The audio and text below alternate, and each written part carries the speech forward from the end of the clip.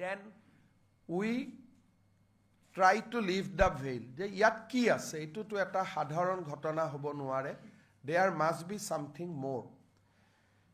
Then we searched and then we found that Gaurav Gogoi's wife, Elizabeth Kolban Gogoi, was working in Pakistan since March 18, 2011 to March 17, 2012.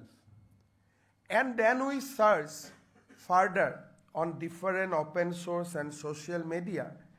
Then we found that the family is very closely connected with a person called Ali Tokir Sheikh.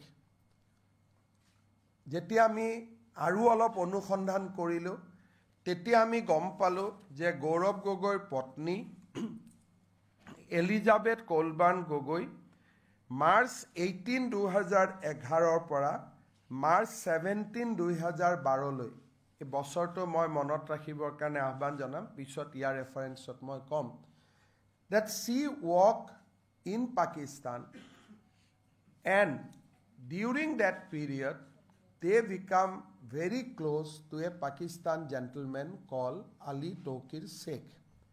Now let us start this press conference with we are going to flag certain points on Ali Tokir Sheikh, on Elizabeth Kolban Gogoi and Gaurav Gogoi.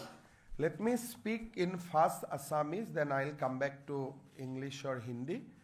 And these are very, very important investigation, very, very important allegation. When a sitting MP and the deputy leader of Congress party is involved in it, moi bhabu this become more and more serious. So we just want to go through our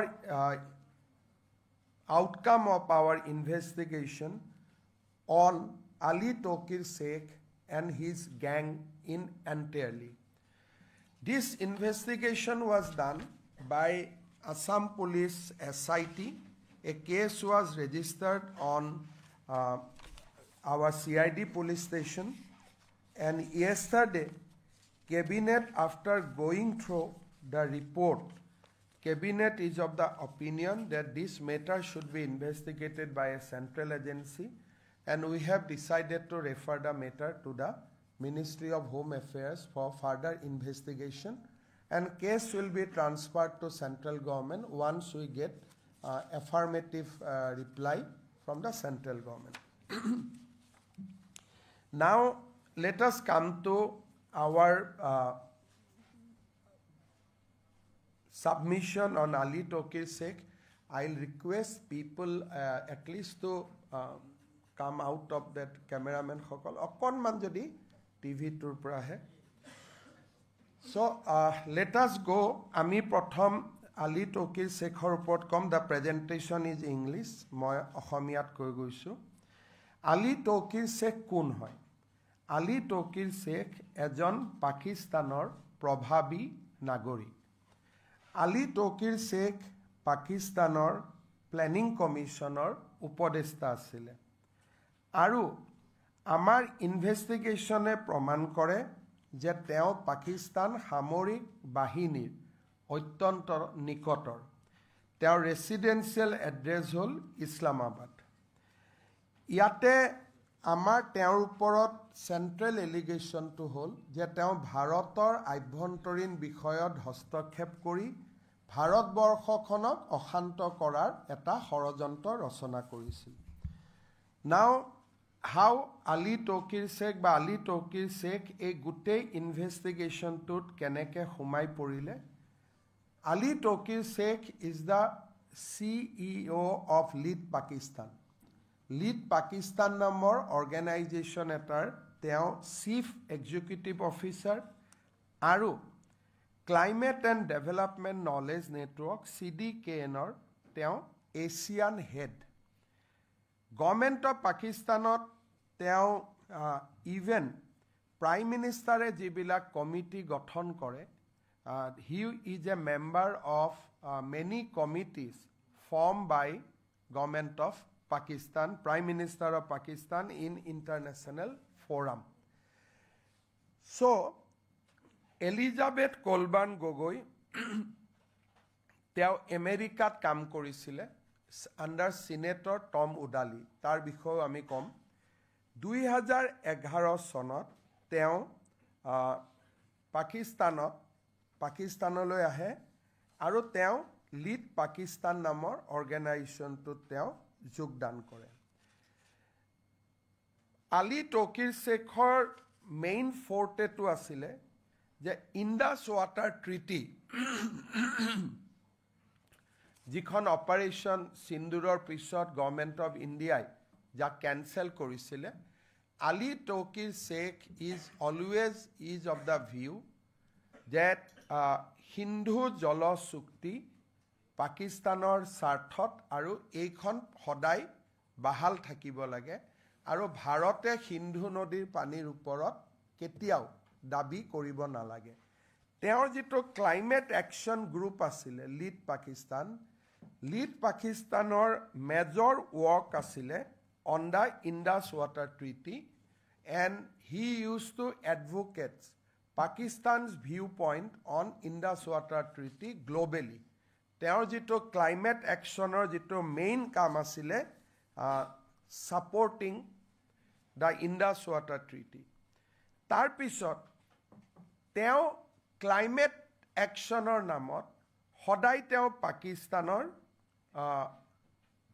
সমৰ্থনত আৰু ইণ্ডিয়াৰ বিৰুদ্ধে political narrative সৃষ্টি কৰাৰ ওপৰত তেওঁ সদায় গুৰুত্ব দিছিল তেওঁ এনআৰসি সিএৰ সময়ত গুটে ওয়াৰ্ল্ডতে তেওঁ কৈ ফুৰিছিলে যে ইণ্ডিয়া ইজ ডিফ্ৰেঞ্চাইজিং মুছলিম যে সিএৰ নামত এনআৰসি নামত ইণ্ডিয়াই মুছলিম সকলক ভোটাধিকাৰৰ পৰা বঞ্চিত কৰিছে তেওঁ অসমৰ ওপৰত তেওঁৰ উদ্দেশ্য আছিল he writes a lot of social media posts article on Assam আৰু তেওঁ কৈছিল যে পাকিস্তান আৰু বাংলাদেশৰ অসমৰ ওপৰত অধিকাৰ আছে because this is a unfinished agenda of partition Ali Tauqir Shekhar যেটো ভিউ পইণ্ট আছিলে demands Pakistan Bangladesh shared view and response on Assam Muslim population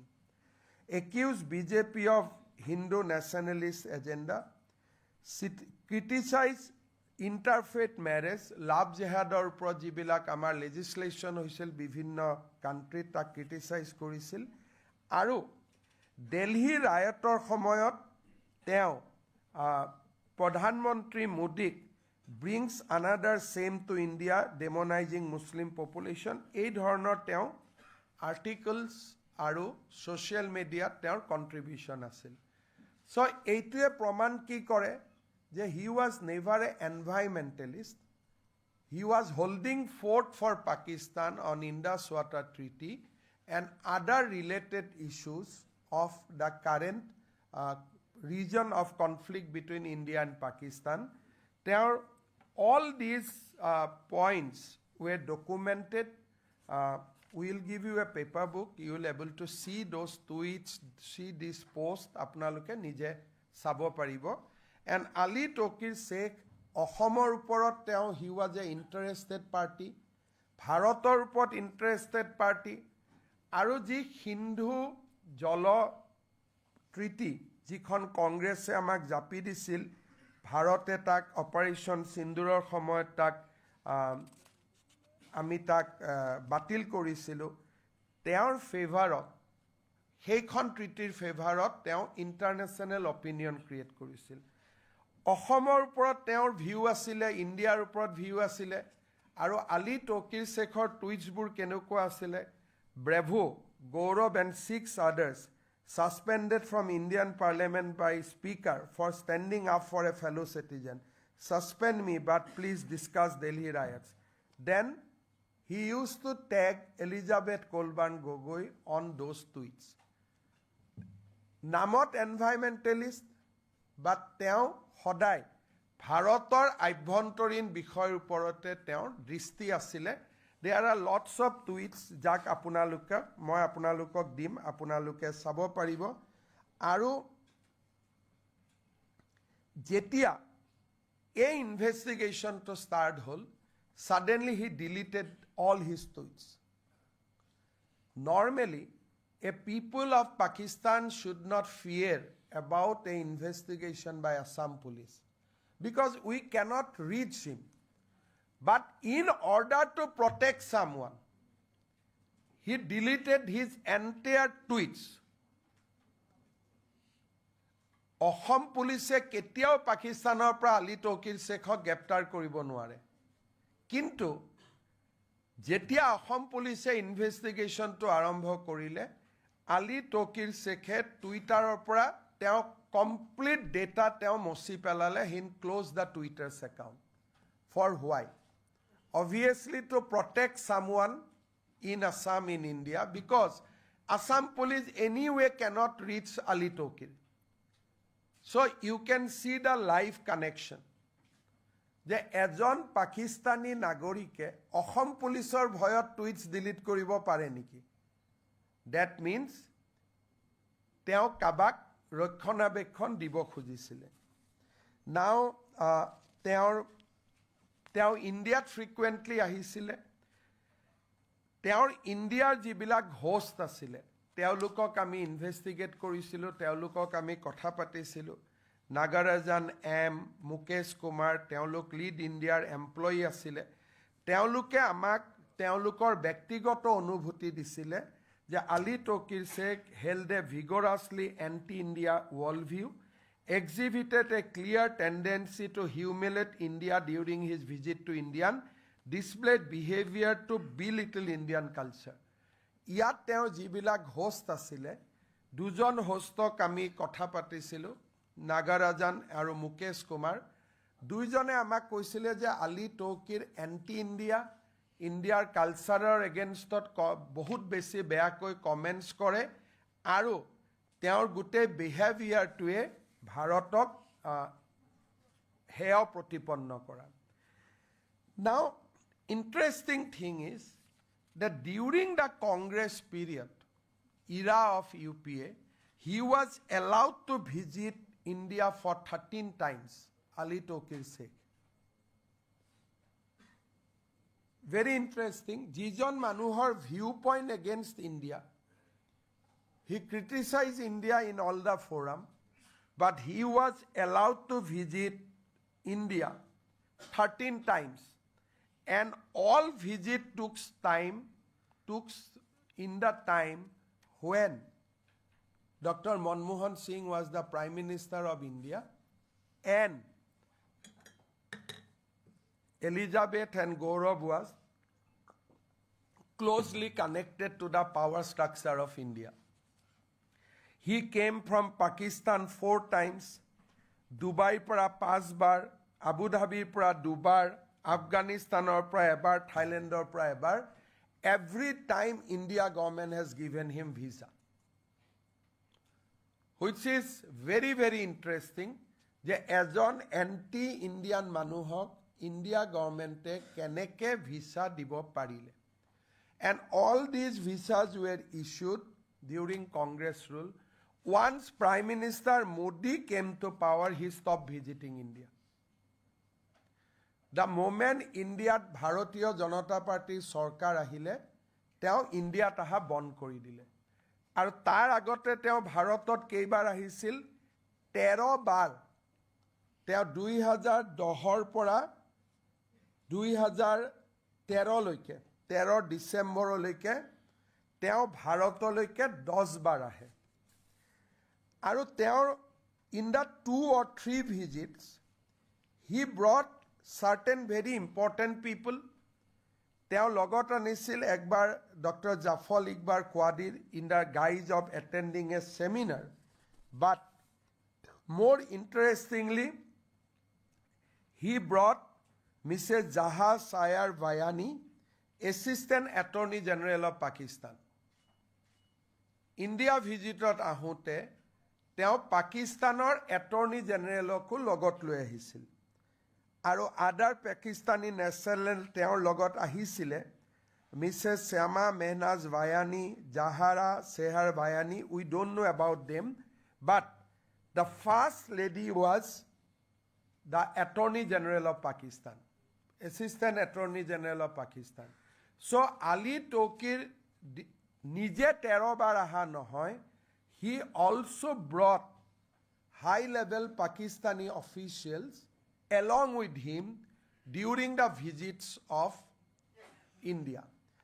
So if the NDMA chief can be given the color that he come for climates, but Attorney General visits to India, আৰু তেওঁলোকে coat আছিলে দিল্লীৰ এখন সৰু হোটেলত আছিল called Metropolitan Hotel.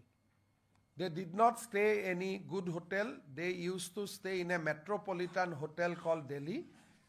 It was a small guest house. They used to stay there.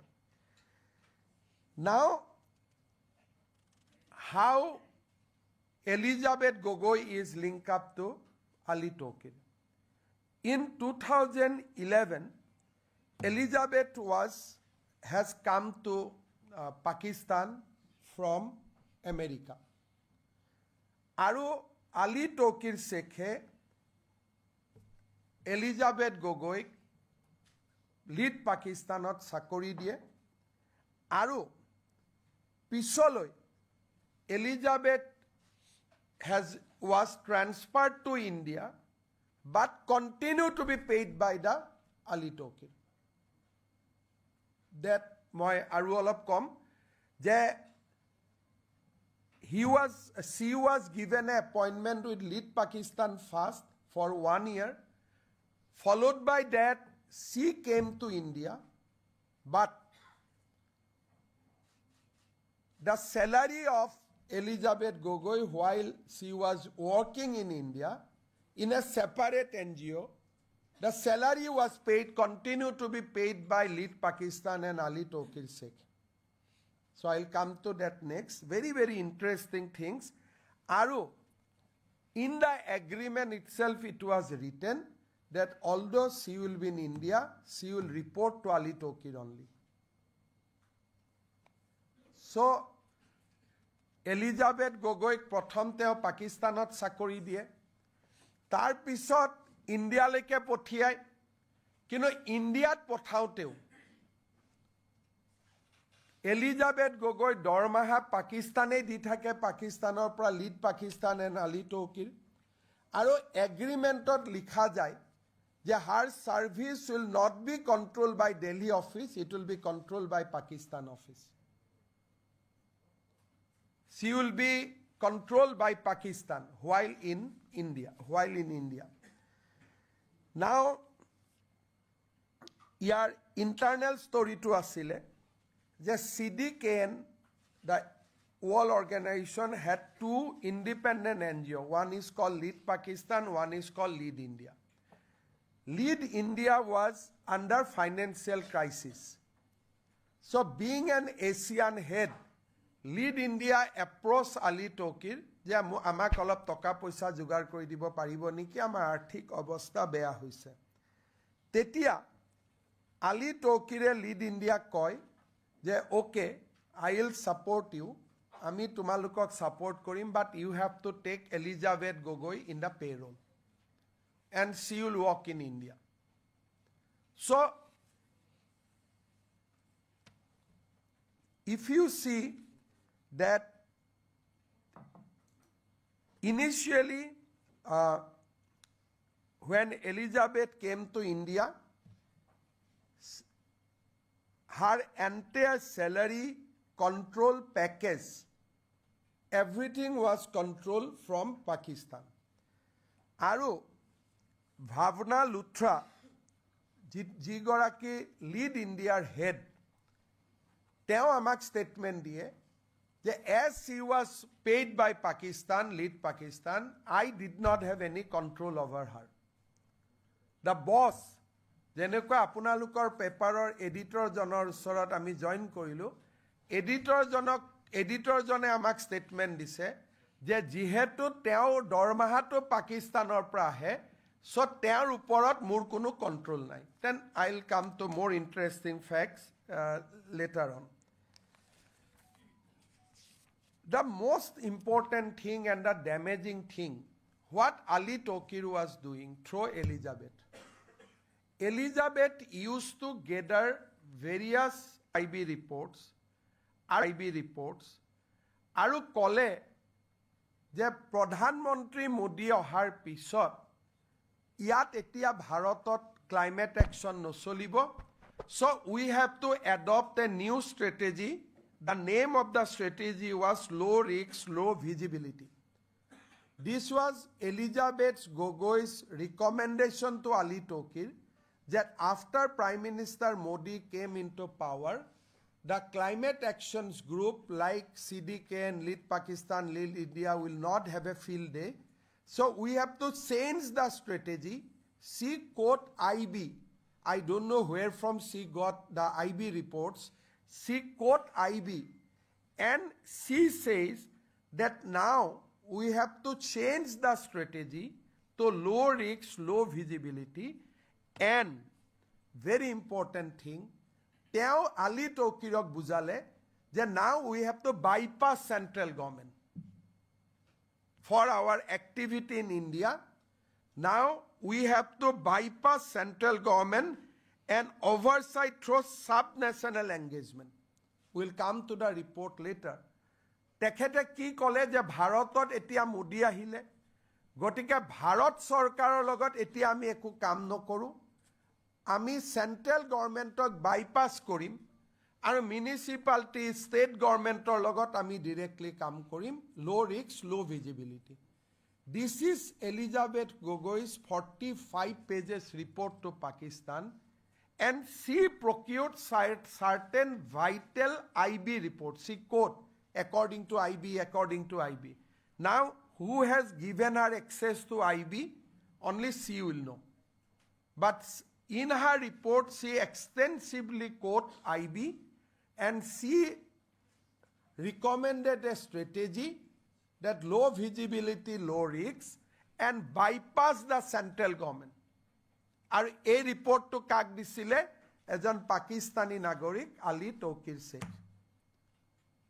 And she is the wife of a MP from Assam. This is the situation. So now, যেতিয়া Elizabeth Kolban Gogoi was working in Pakistan from 2011 to 2012, Ali Tokir ভাৰতত আহিছিল attorney জেনেৰেলক লগত লৈ, NDMA অফিচাৰক লগত লৈ. Ali Tokir used to take Elizabeth also India along with him. So Elizabeth Kolban Gogoi visits, if you see the timeline, from July 13 to March 3, 2012, she visited 3 times from Islamabad to Delhi, accompanied by Ali Tokir Sheikh. So Ali Tokir Sheikh used to came to India, and Elizabeth is always accompanied by the Ali Tokir in his 3 visits out of 13 visits. So we have just আমি আপোনালোকক দেখুৱাইছোঁ যে how Ali Tokir and Elizabeth is a part of international conspiracy.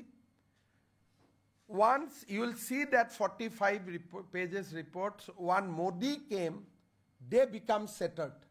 They said that now we cannot run like this. Central government will not entertain us. So let us go to the sub-national governments.